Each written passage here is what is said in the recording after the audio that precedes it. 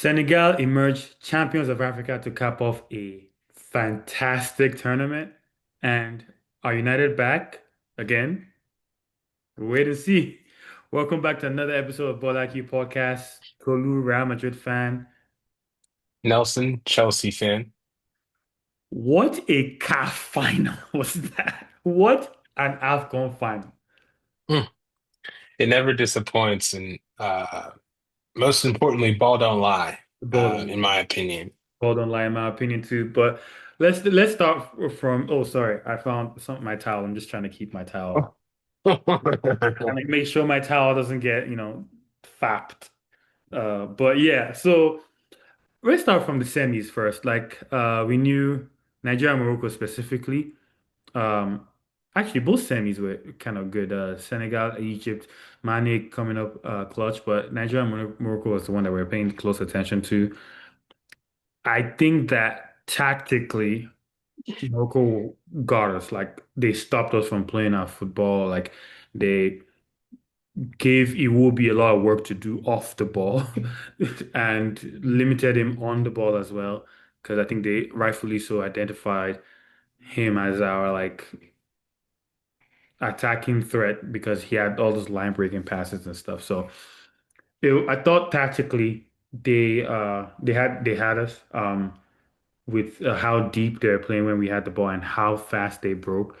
Especially with Hakimi on the right side with Brahim. I thought that we did well to take it all the way to penalties because they're clearly better. I don't think we had few shots or chances to write home about, and of course those penalties that went that the way they did with the misses that we had. Yeah, it was a tough game, but I thought Morocco did deserve to go to the final. Um, I think on the whole, both teams played very well throughout the tournament. I think Nigeria had one of the best goals for we were just hammering teams and kind of predict accurately. Shout out to Shane who mentioned that scoring all these goals is it's style over substance. Yes, we're winning, which is the most important thing. But who cares if we're scoring 4 or 5 goals or we're beating teams like, Zambia, yeah, Zambia, Mozambique, beating yeah. the, yeah, just beating the brakes off of teams that we really deep down know we're better than. Morocco was the first chance, or not the first, but the biggest challenge, um, where we saw Iwobi kind of marked out of the game, taken out of what he was doing. And then our team as a whole was just on the second on the second foot. We looked meek. Morocco looked, for them to render us, offensively inept for large swaths of the game after the way that we were playing, spoke volumes of their organization and their you know attention to tactics. They had a game plan to get us very uncomfortable, and it was,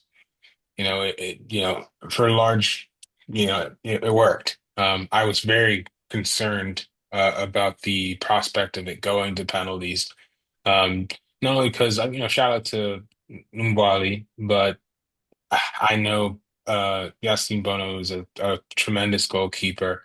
And then you add all that nonsense that has been exposed with the towels and just the abuse that I'm sure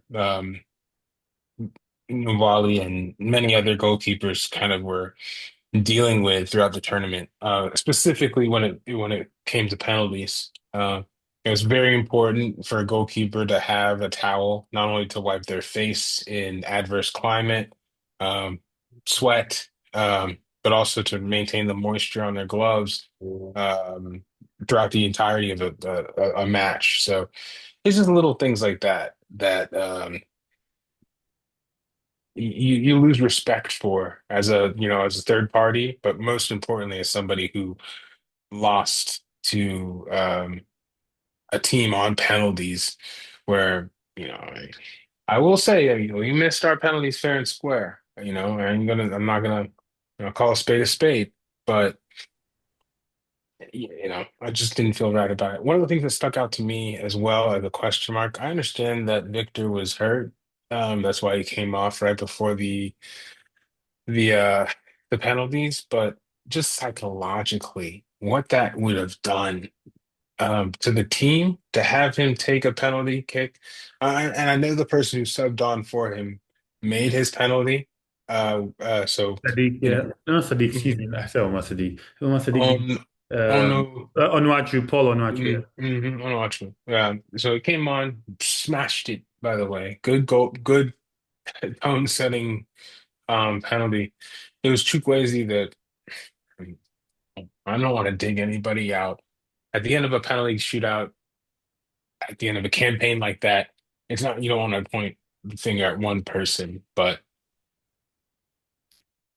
Chineke could have done better now. Yeah, I'm sure he could have done better. I mean, penalties miss happen. Strange things happen with penalties. Me, I don't really try. I try not to go in on people who make penalties. Not even Brahim that we'll get into. But I thought We that will, no, yeah, that's an exact, I don't mean to interrupt. Perfect example of when it is on the penalty kick taker. yeah, But yeah, Chukwueze, wasn't your day. yeah, Brahim Diaz got blood on your hands, fam. But yeah. oh, Uh, but yeah, I mean, those misses. I mean, like Ademola Lookman, I think was on the pitch for the semifinals and didn't take, I believe. Iwobi was on the pitch and didn't take. They both took in the third place wherever and scored. I think I think the weight of it all is too much for a lot of our players, which is concerning. And something that we need to overcome, especially if we want to be serious in certain things. But yeah, that was the semifinals. Then the final happened, and like it was fairly uneven, very cagey throughout until Senegal scored the goal that got disallowed. Now, when to be fair to the ref, VAR cannot intervene because he blew the whistle before the ball went to the net. But that was not a foul. He blew the whistle before the ball went to the net, so the correct thing happened, but that was not a foul at all. And honestly, when I saw that, knowing like seeing the antics and stuff before the game with us against Nigeria, um, that Morocco had been doing, I was nervous. I was nervous. So when that penalty got called, I was like, oh Lord, here we go. Uh, mm. so I guess this is where we shout out Mane, right? Sadio Mane for being a grown up where it's very difficult to be a grown up in those circumstances. It's very, very difficult. So what he did there, I mean, like the coach calling the players off the field, but I think they strategically left a good amount of players on the field so it doesn't get called abandoned and Morocco given the win. Um, and Yeah, I thought it was a penalty. It sucked because of the things that were happening around it, but the actual act isolated is a penalty because he dragged him behind. It's a penalty. But obviously some of the scenes that I mean, we thought was entertaining as AFCON watchers. We know crazy things happen in this tournament, but I understand how some people may think it, oh, this is not right, this is not right. Yeah, that's no, we can talk about all that later. We're talking about raw emotions from a footballing continent that take this game very, very, very, very serious. So, um, It shocking was that you called him off, but hey, what were your thoughts when you saw that? the whole walk off. My thoughts on that. Yeah, Um, I think it sets a very dangerous precedent for the future. If teams disagree with a call, they can just potentially walk off like that, partially, delay the game significantly. Incur are fine, but psychologically also, God knows what's going on in that pitch, what divot marks are being made on the pitch. and what's being done. That was a 17-minute delay, I think, when all was said and done. Everybody had the chance to talk, warm, get cold, and football players, for all their brilliance, and I'm not even pointing the finger at Brahim Diaz specifically because I think I've seen many a football player, myself included. This is my team. Shout out Fleet Feet. Um, will have too much time in space or too much time to decide something instead of just instinctively reacting. I've watched so many. I mean, Nico Jackson, even Cole Palmer to a certain extent. But Brahim Diaz thought too much and got cute, and he Panenka'd in front of a very competent um, Edouard Mendy, and the whole stadium going, he don't gas. Everything went quiet in Rabat, quiet, pin drop. Heart goes out to him, but also, as I said in the moment to you, what a bell end. I mean, you really have to know the situation, um, bury it one way, with confidence. Do something less cheeky than a Panenka with the game on the line like that. No goal scored at all. I'm sorry. I disagreed with that. Yeah, I'm torn a little bit because we're only having this discussion because he missed, and he so Panenka either make the keeper look stupid or the keeper makes you look stupid. It's just a very polarizing decision. And I actually think that if there's any time that is smart to do that, it's then. Because I think, again, from my viewpoint of the game, in those situations, the keeper usually picks a side and dives hard. I think, I mean, if you think of, I know people reference Zidane in the World Cup final of 2006, he chipped Buffon in the final. Um, Some people brought up Benzema against City. Benzema had missed his last two penalties only days before before that final semi-final with City, and he Panenka and Edison. Um, Alexis Sanchez has won a Copa America chipping like the final kick of the last penalty kick Panenka did to win. In fact, the guy that the kick is named after, Panenka, he did it as the last kick of the game to win the Mhm, Euros. mhm, mhm. So I think that it's not a wild decision. Does he look stupid? Yes. But it's not a wild decision in that case, especially when nerves are there.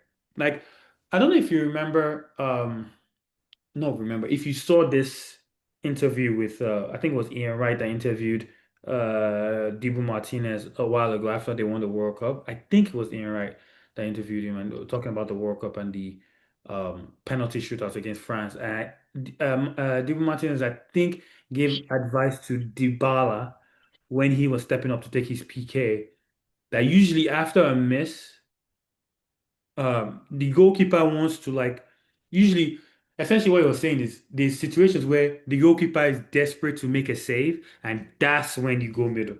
Like say there's a game on the line, that's when you go middle. And Dybala didn't Panenka, but just play in the middle. So say all this to say, I understood how his brain was working that he just looked stupid because he missed. That's my viewpoint on it. It's it's just it seems to me it's a team sport. It's a style over substance choice. If you do it, it looks cheeky. You look like the hero of all heroes, cold. You can, you're brilliant. But if you don't do it, you look like a fool. I mean, because if ultimately if you pick a side, there are different variables included. You can go low left, you can go high top bins left, you can go um to the side, but also a little bit middle left, you know. But to do a Panenka like that off speed, as long as the goalkeeper doesn't overreact, if they are worth their weight. in gold, though, they're going to be able to like adjust if they see a slow rolling ball towards them, you know? Like I don't know. Either way, you made a very compelling point in regards to who the maneuver is named after and when it was done, which was at the ultimate, the highest stage. But I don't know. His coach seemed even upset with him afterwards. Yeah, for sure. Uh, I was even going to add some more. Uruguay won the Copa America, I think in 2010. I forget his name, but he Panenka the last penalty to win it. Like like it's a common, not well, not a common choice, but it's not. It's a strategy that a good number of people know. Where it's like when it's the last moment to win it, usually the keepers want to make a save, so they go hard on whatever they choose, and that's what when to do it. Even the thing I would even blame Brahim for more than the actual miss is the actual technique he used to Panenka. It was not a clean no, Panenka technique. It was like to your point, if because Mendy was diving to his right, then caught stopped and caught it. If Mendy had committed to the dive, he still would have saved it because it wasn't executed right. It wasn't correct. executed right. Like last two things, and then we'll move. Yeah. But number one, I think we had one of the kicks, the fourth kick that we had that was saved. Um, I think it was center. The Keeper goalie left. chose left, but he was able to get a piece still. That type of reaction is what I expect from a goalkeeper. So he saw that happening. He was like, "Oh, I went the wrong way, but I still have feet. There's still time to react." Um, so again, that's why I disagree with the slow roller like that. And um, what else was I gonna say? Okay. The thing I was going to say, if you are going to remember, is even that the next time that we played City, the Vinny Jude Rodrigo season, the last time we won the Champions League, Mhm. when we went to penalties, Bernardo Silva tried the Panenka on Lunin and he just stayed right there. And I told you that that decision came from Kepa because Kepa for Chelsea was our second goalkeeper, our third goalkeeper because um, we signed him because Thibaut Courtois had a ACL. So we signed Kepa and Lunin was our number one. But they decided, like when they're choosing who goes where, Kepa was the one who told Lunin for Bernardo, like somebody will go middle, and if it's anybody, it'll be Bernardo. And he made like he didn't even like Mendy's one was like he did it. Lunin just stood right there and caught Yeah. what happened to Kepa that. did that against Frankfurt in the UCL, Europa League semifinals. I think that was with Luke Jovic. Jokic, Jovic, yeah, Jovic. That's Jovic. Real Madrid time, yeah. I get it mixed up with NBA, Yeah, but yeah, me too. yeah, that team. That's when Kepa kind of made his claim to fame by staying rooted on the spot. But I remember my last point, which was Panenka, like you said, at the last stage in a penalty shootout. Say I'm the fourth kick taker, fifth kick taker. Hold Panenka. I mean, you got to have a set of stones to do that. Like Henri, Zidane, like I'm talking that level of player where the goalkeeper is so scared that they're, oh man, this guy's gonna go top. Like you can, Brahim Diaz, you're not that. You're not him. Like Mendy was like, all right, let's see what you got. Like, let's see which way this go. Oh, really? Oh, that was tremendously easy. Like that was like And like I know we can go on and on about this. The yeah, one for thing sure, for sure. the one thing I was going to say to that point is because I know when I'm playing and I'm playing against a skillful player, like I know that they would try if anybody wants to try, like for example, if Ronaldinho is about to play a penalty, more than likely he'll be the one who will do the Yeah, it's penalty. always the dude with the eye slits in his eyebrows, or the He's dude with always that guy. the tats that say only Jesus or something. He's gonna do it. From the favela, or somebody like that who who's in it for the love of the game. Yeah, yeah, yeah. For sure. But It's yeah, definitely a demographic. but yeah, I was also going to mention that Senegal, like when they arrived at the Rabat, they didn't provide any security for them. They went through like regular crowd of people to in the airport, no security, so chaos there. The pitch that they were given to train, they rejected it because it was right next to the Moroccan their training ground, and they were nervous about their training being recorded and stuff like that. So there are a lot of things leading to the final that was already questionable. Then the towel gate, then the refereeing decision was from the Ghanaian guy against in the semifinals, Morocco against Nigeria that started it. Then this one too. So that's why everyone is saying football won today. The right thing happened today because it doesn't always happen. Doesn't always Yeah, happen. also this is very serious. It's serious for two reasons. I think there are several accusations I at least read of food poisoning leading up to the matches. There are several teams that mentioned, the game was hosted in Morocco. They're holding they got food services, all that stuff. They're holding all the carts, if in terms of accommodations and hospitality.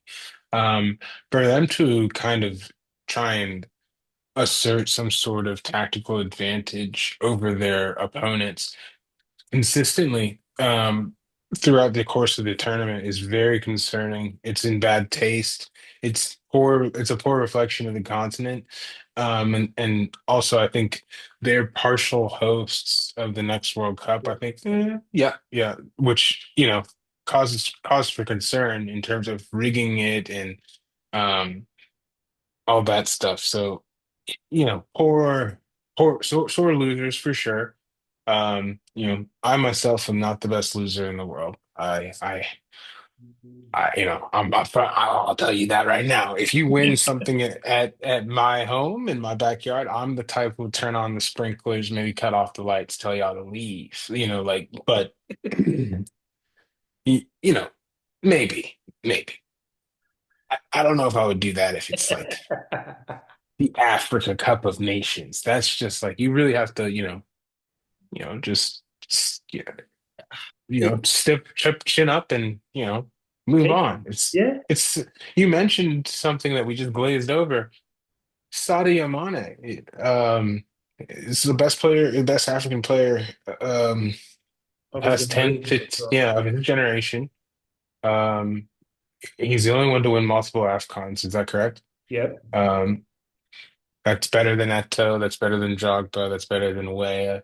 That's No, better than him and Eto. Him, Eto, and somebody.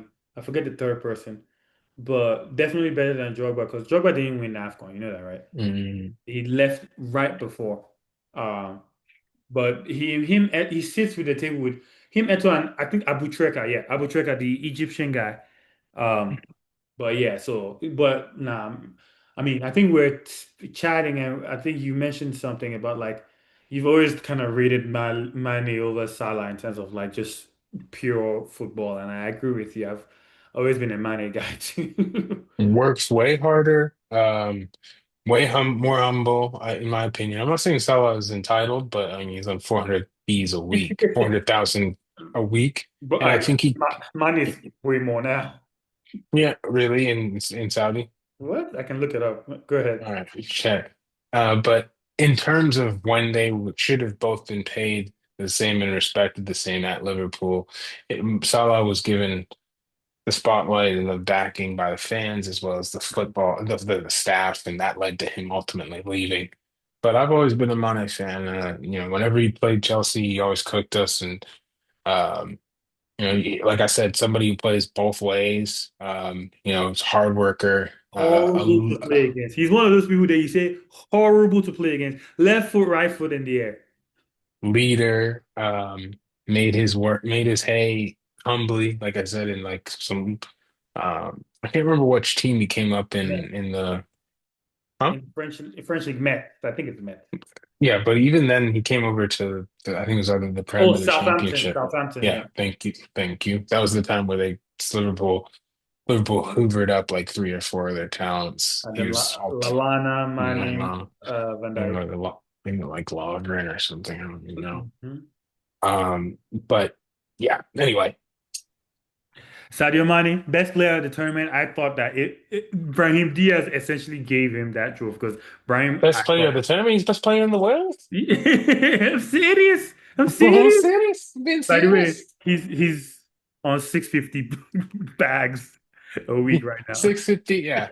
So I mean, he laughs hardest. At the end Yeah, of the day, like Salah, I mean, Mane's stolen your chain a couple of times now. a couple times now. A couple times now. So, He's uh, watched you but cry that's a football, couple though. of times. Yeah.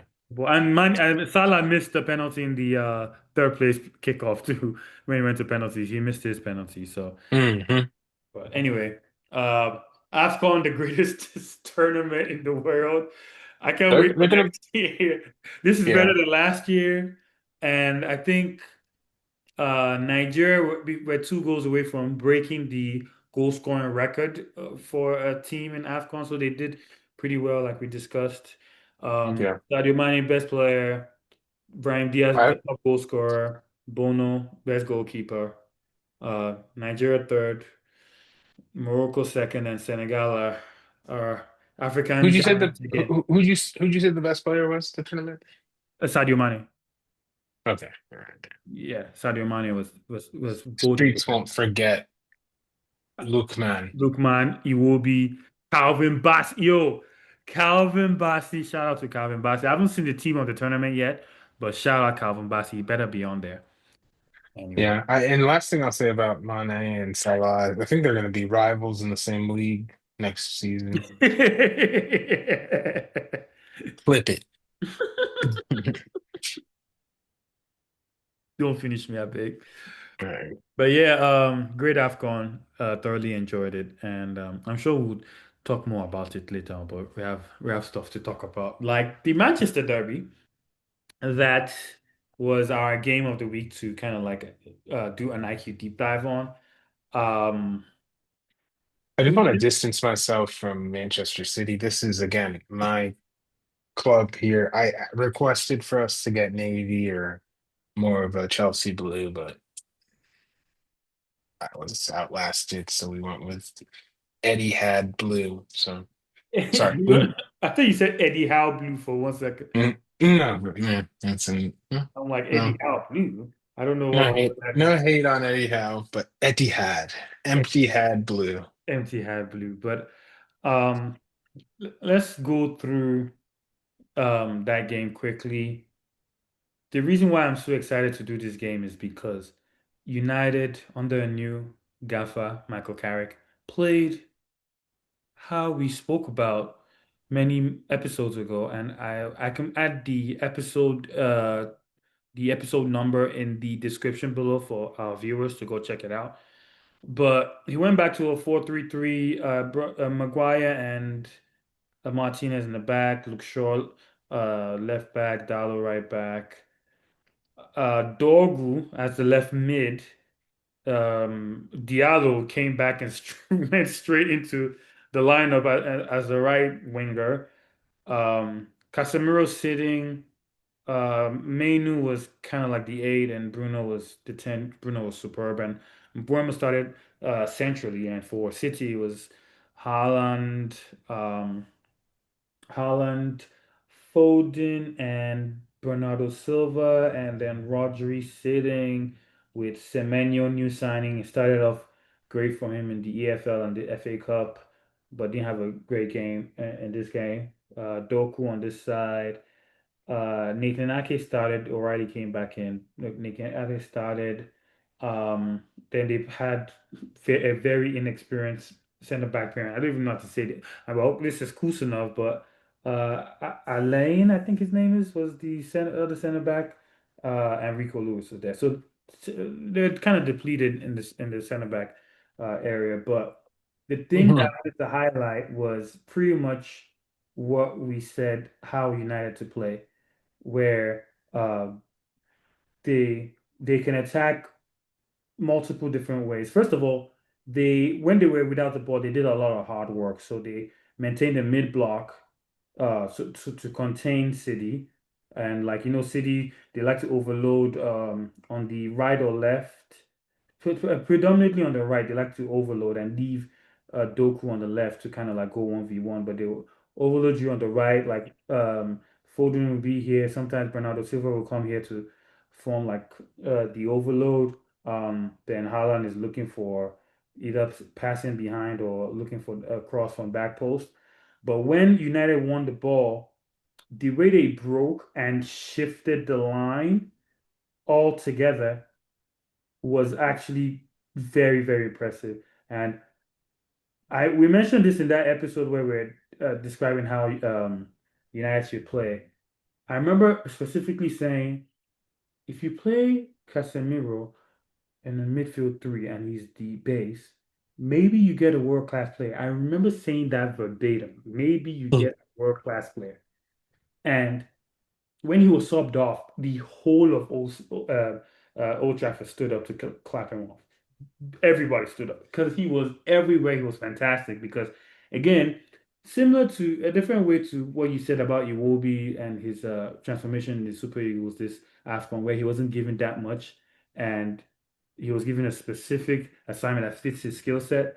This is this is Casemiro's bag right here. Oh, leave me in the middle in front of two defenders and destroy. Say less. Say less. I have four Champions Leagues doing this. And of course Kobe, his first start of the season. All of a sudden he can play football. Like this is surprising, isn't it? Like don't you think that's surprising that I didn't know he could play football all of a sudden. Like Yeah, I was upset that mainly about Ruben Amorim's departure so prematurely because I thought Kobe Manu was not long for that club if he stayed. So yeah, it's crazy. Carrick, new manager bounce, plus the fact that he understands the roster, the squad rather, intimately, and realized kind of the things that Emery was kind of doing wrong, and was willing to kind of return to a more simpler, pure approach, that kind of highlighted everybody's strengths, instead of kind of asking them to play a style that didn't really suit them, which is, emblematic of Emery's time at United. Nobody was comfortable. I think that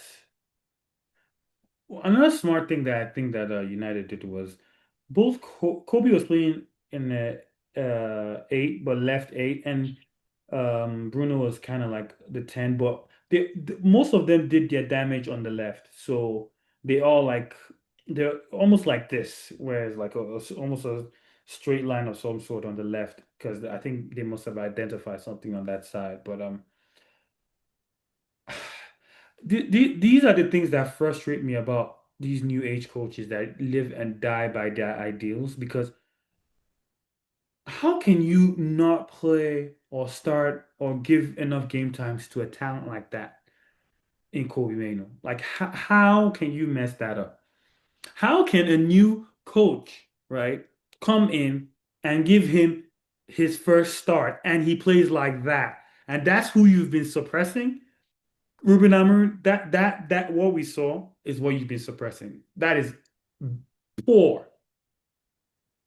Yeah, it's just poor management, of a youth talent, a young talent. I remember the quote he attributed to the whole situation was that he put him as a like a direct understudy for Bruno Fernandes, which is like a ridiculous thing to do. You can say that he should aspire to play the way, or I see you becoming this player, but you really have to put in the work, son. Like before I give you the same amount of minutes or anything close to that, I can see that and giving him EFL, starting an EFL Cup run, et cetera, et cetera. But he wasn't given those scraps. He wasn't even getting a chance. So, yeah, very nice to see if you're a United fan. Yeah, for sure. But good performance from United, strong performance. It was like a refreshing performance. I know we've said this multiple times about United with the new manager bounce, and United in big games tend to turn up a little, especially against City. So it wasn't like new the result. I thought the performance was though. I think it reminded me of Ole's United, how they broke and how exciting they were breaking for us, especially around that COVID era, with Rashford, Martial, and Greenwood, and then Bruno Yeah, Fernandes as a 10. Like that's what it reminded me of. So, but like we always say about United, it's against the small teams, the team that sit back that will see uh, the true United. I think that this guy, Michael Carrick, based on that game, I expect him to do better than Amarim for sure. But we'll see. yeah, pretty embarrassing for Pep to spend 85 million this window. I think combination of Semenyo and Mark Gay, who is making a. I mean, they need a center back, as Yeah. evidenced by this game, but really upsetting. That's Chelsea. That's a Cobham product. If you didn't know, he's an academy kid that we sold him to Of course, he is. Palace. Everybody's an Um, academy kid. I am a well, Cobham academy kid. yeah. I mean, being signed by Chelsea is one thing, but playing for the academy from since that age, it's always tough to see the talent be sold. I understand that the timing can be wrong, and we need to sell a talent for profitability um, at a certain time. But I always, just the football manager mode in me always wants, okay, go have your fun at Palace or Atletico Madrid, but when I need you, I'm Conor going to Gallagher. call. Conor Yeah, I'm Gallagher like, I'm going to call you, and I expect you to respond. you know, re I don't want to say kiss the ring, but remember who you are, remember who raised you. Remember And of we where you come from. and you know, I think I saw a clip that was circulating. I think it was the game after we sold Mark Gahey to Palace, or the window after we sold Mark Gahey to Palace and kind of elevated Trevor Chalobah to like starter. We played Cat Palace. We beat them 3-0. And Trev scored. It was like opening day. Trev scored his first goal. The bridge like erupted. And Gahey was tight. I mean, he was obviously like that's like a moment where like you're like trying to Or prove, origin story. yeah, you're trying to prove like, yourself. And I mean, it was character building for him. He went on to become a very, very good center back that's been requested. His service has been requested by Real Madrid, um, Liverpool, and Don't laugh. and Wait. City, Wait, and then stop, stop, ultimately my stop, club as well. I'm just stop. laughing because they signed everybody and their brother this past window, and the one thing that they needed the most was Mark Gahey. And I said it, and everybody said it who knows ball. Oh my And God. Hey, where did he go? He went to the worst place he could go for the whole league and for you as a club. So that's an L, Liverpudlians. Merseyside fans. That's a pretty big L. You know it, I know it, they know it. Um, but he was asking for I think he's on 300K a week. And that's something, you can't, I mean, I mean, when I heard that, when I saw the numbers, I was like, you know, I'm bitter because it was supposed to be free transfer, but I think they wound up paying Palace about 30 million. yeah, I mean, it's Um, 6 months to the end of the contract. Yeah, why not? And that should be, what do that's you why mean, why they, not? It should be free. Well, well, I mean, if you you wait, but ran they me down need for him now. Rudiger. They need him You now. You ran me down for Rudiger free of charge. You ran down several players free of charge Rudiger, 6 months. Alaba, Mbappe, um, who else? So so 30 million is a bit rich, first off. And then and then 300K a week. So like when I saw that, I was like, okay, Pep really bought this man into the door. He offered him and his family generational wealth. And that's Yeah, that's, It's hard to say no to that. yeah, it is. Three-digit charges. Yeah. 100, 115, 117, 115 charges. So I have to say no to that, but hey, we'll see how they go on with those charges. But hey, man, that's another episode. But congrats to him though. Like, shout out to Margay because the way he handled the failed move to Liverpool, Mm. the patience, and he didn't kick off or anything. I'm sure you'll have been greatly disappointed, but just believe that you know what. Delay is not denial, and boy was it. First of all, he doesn't go to Liverpool, he goes to City, and secondly, he gets that Liverpool will not pay him $300,000. 300,000 pounds, excuse me. Liverpool will not pay him that. So it worked out. It worked out. We made a comment, or I think I made a comment about maybe nice. It's not always good to be nice because Isak got his move and Gyökeres got his move and he didn't. But man, maybe sometimes you just gotta wait. Let it all work out. Let it all work out. But yeah, shout out to him though and his family. Um, Last 2 points I wanted us to discuss was um, well, I'll make this comment first. Crazy in the Premier League that all four top four teams didn't win. I think Arsenal is the only one who actually got a point. Everybody else lost. Crazy. But do you have any thoughts on the Chelsea Arsenal first leg semis of the Carabao Cup? Um, I was very concerned about the lineup.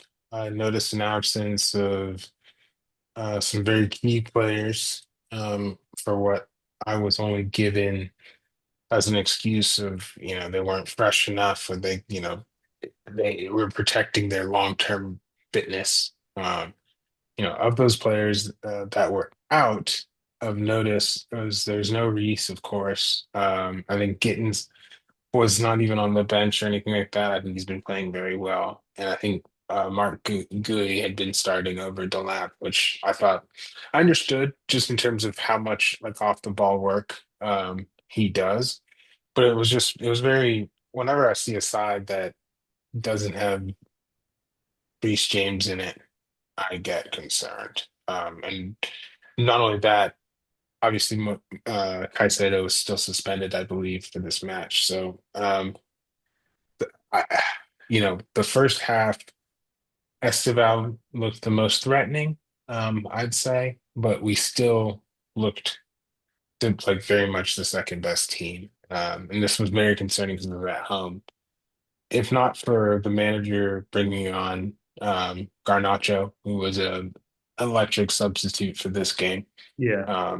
scoring a brace, like the two chances Best that game in he, the Chelsea shirt. yeah, the two chances he had, he finished. Made Rosinho look very good in terms of his ability to make a substitution that impacts the game and understanding his squad based off of the training sessions that he's had with them, which is only a few.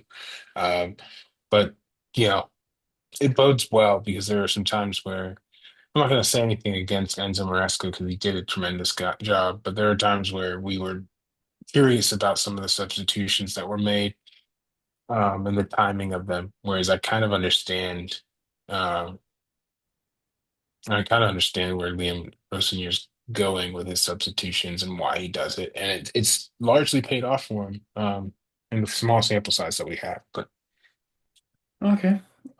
Cool. We'll see. I mean, there's still the second leg away at the Emirates, but yeah, that'd be special. But I'm tempering my expectations. It's one goal, but they're a very hard team to beat, let alone to stop from scoring. mhm. So we'd have to be special. Yeah, we'll see. Maybe big game Chelsea might turn up. Who knows? Um, really quick, you know how much I love the Serie A. Like it's just it's a very entertaining league to watch and the flip-flops. But one thing that I did notice is just to show you the difference in quality and quite frankly money between England, the Premier League, and a league like Serie A. Daniel Marling is on loan to AS Roma. On his debut, scores, AS Roma wins. Fulkrug, who was who couldn't even make it at West Ham, right? He was at Dortmund before he came to West Ham, supposed to be, a decent. West Ham Mm. have a history of signing the weirdest strikers that don't work I out. signed him off that Euro, I think. Yeah, yeah. The Euro and the Euro and that same season they made it to the Champions League final and they lost to Real Madrid. Yeah, Mm. Dortmund. Same team Matson was on. Yeah, yeah, Yeah. yeah, yeah. So he went to West Ham, didn't work out. AC Milan signed him because AC Milan don't really have a nine right now. Debut scores the winner.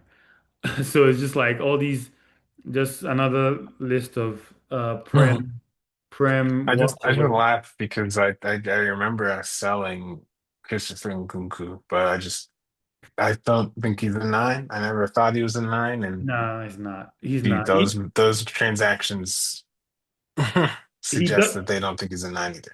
Yeah, no, they don't think he's a 90. I mean, he's not a nine, really. But I mean, he has scored a good amount of goals. I know he was starting more and he scored in the last couple of games for sure. I don't think that he played. Yeah, he did come on. He came on this week, so he didn't start. It was They don't start with a nine right now. They start with Pulisic and Liao. So, but he Yeah. came on and he scored. But interesting stuff going on there. Inter is still leading by 3 points. AC's close second. Um, so just to keep an eye out there. In Spain, Barcelona lost away to Sociedad, and Madrid on Arbeloa's first game won 2-0.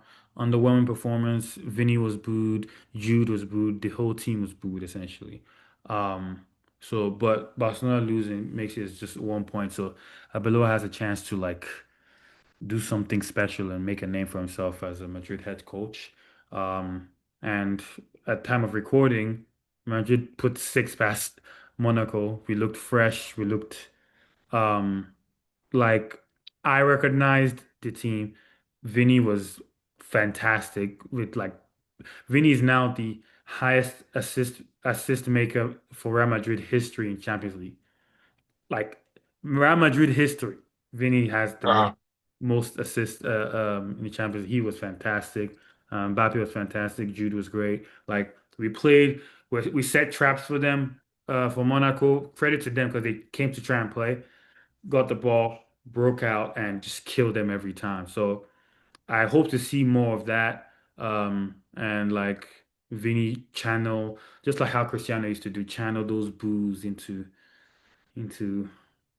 something that, makes him great. But yeah, speaking of Champions League, Arsenal won again against Inter. I think like they're just becoming difficult team to beat, but it'll be interesting to see how they are in the knockout stages as well. So yeah, a lot of good stuff that happened today, but a lot of stuff to look forward to as well. Anything before I jump into player of the week, goal of the week? Chelsea's got Paphos tomorrow in the Champions League. Should be a formality, but it's Chelsea. So who knows? Very important that we do win that game. Mm. Very important in terms of qualification and the easiest route there. So yeah, well, hopefully everything goes well. It's the debut for our manager Yep, this level. big for him, big for him. Wish him well. Real Madrid actually, I think, qualified today, but they're second on the table with goals scored. So we'll see. Player of the week. I know Bruno did well again in the City Derby. Endrick is cooking in France for Lyon, cooking. But gotta respect the African king, right? The African giant, right? Sadio Mane for not just for his on-field play, because he was involved in the goal that actually won it. He stole the ball, drove in, and did the back. Yeah, Yeah. it's And tough. so. we have to give our African king the player of the Yeah, week. no, but by the word tough, I meant, as the kids say, Yeah, of it course. was cold. It was Like that was it TUFF. was re yeah, it was really as Aunt Edwards would say rather. Yeah, But yeah, it was tough. So yeah, Sadio Mane for sure by the landslide. yeah. Biggest No? stage. Hey, respect Sadio Mane. Goal of the week. I mean, the goal to win it was a goal from Senegal. But did you see Dembele's goal over the weekend? Yeah, it did. That's Puskas. What? What? That's but like he's moving like I don't know who you think he is. He's won the Ballon d'Or or something to be doing stuff like that. That's Absolutely. cold, cold. Absolutely nuts. Yeah, cold. So goal of the week for sure. That I saw some nice goals, like some nice finishes, but that for sure. Um, Upcoming fixtures: Arsenal United this Sunday. Quick predictions before we go. For Arsenal United. Yeah. Um, where is it being played? At the Emirates. I Um, think at the Emirates. I think so. Yeah, at the Emirates. Give me 2-0 to the Arsenal. 2-0 to the Reluctantly. Arsenal. Reluctantly. I say 1-1. I don't think we'll drop points 2 weekends in a row. I say 1-1. I would love to see it, but I think Man United could earn that result. But I say 1-1. We'll see though. That's it. Any last thoughts before we call it? um, let me see. No, we're playing Crystal Palace on Sunday without Mark Gahey, which is lovely. Yeah, we didn't even talk about Oliver Glasner's comments, but that's another topic. We'll Yeah. talk about that later. But yeah, no, hopefully we have, you know, some good news to report as we both watch our new managers at work Yep, we're next playing. week. Yep, we're playing Villarreal, so tough team there in the top four. So we'll see. But yeah, thank you guys for sticking with us. Please don't forget to subscribe. Appreciate the support. And that's another one in the bag, man. Catch you guys on the next one. Peace. Peace.